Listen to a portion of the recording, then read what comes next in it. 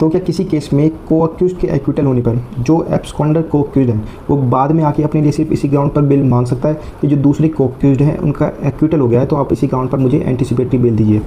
तो यही important question raise हुआ सुप्रीम कोर्ट के judgment Bal Mukund Chand Gautam versus State of MP में। तो इस केस में कुछ लोग साथ मिलकर एक ऑफेंस करते हैं, जिसमें से कुछ को अक्यूज होते हैं वो ट्रायल फेस करते हैं, लेकिन एक अक्यूज ऐसा होता है जो एफआईआर होने पर ही फरार हो जाता है। तो वो अक्यूज जिन्होंने ट्रायल फेस किया है उनका कुछ साल बाद कोर्ट से एक्विटल हो जाता है, और जो एब्सकॉन्डर अक्यूज रहता है वो 6 साल बाद आता है और कहता है कि जो दूसरे को अक्यूज है उनका एक्विटल हो गया है, तो इसी ग्राउंड पर मुझे एंटीसिपेटरी बेल दीजिए, क्योंकि अब इस ग्राउंड केस में कुछ बचा नहीं है। तो इस केस में कोर्ट पिटिशनर की बेल को रिजेक्ट करता है और कहता है कि जो पैरिटी के ग्राउंड का बेनिफिट है वो किसी एब्सकॉन्डर को नहीं मिलेगा, क्योंकि ये सोसाइटी में एक गलत एग्जाम्पल सेट करेगा। ये इंजस्टिस होगा उन लोगों के लिए जो पूरी ईमानदारी से ट्रायल फेस करते हैं, और ये गलत बेनिफिट देगा उन लोगों को जो ट्रायल से एब्सकॉन्ड कर जाते हैं। हालांकि कोर्ट ने यह भी कहा कि एक्सेप्शनल सर्कमस्टांसिस में जहाँ पे कोर्ट को लगे कि जो एब्सकॉन्डर अक्यूज है वो इनोसेंट है, ऐसे केस में कोर्ट एक एब्सकॉन्डर को अक्यूज को भी पैरिटी के ग्राउंड पर बेल दे सकता है। Thank you.